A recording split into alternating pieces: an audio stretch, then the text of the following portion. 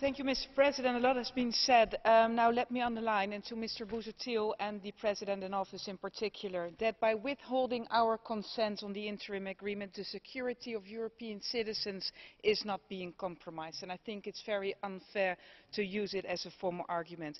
Other legal instruments remain available for targeted transatlantic data exchange, and as stated by Claude Moraes, nobody has the moral high ground here.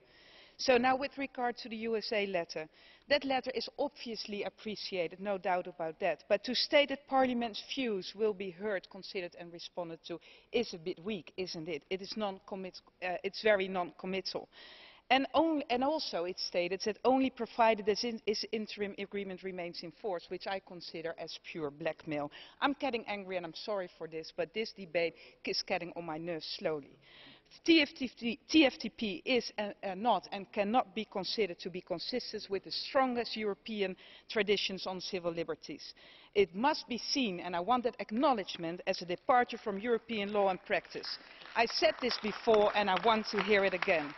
Clearly, and I have to say this also, nobody doubts the necessity for continued and stronger cooperation between the US and the EU, though the EU and its member states and the Council in particular must be strong in setting their own objectives.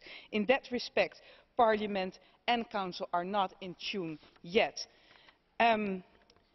Let me stress finally, it is all about a European responsibility, and a European solution is to be found. The Netherlands and Belgium cannot end up being the Jew of all this.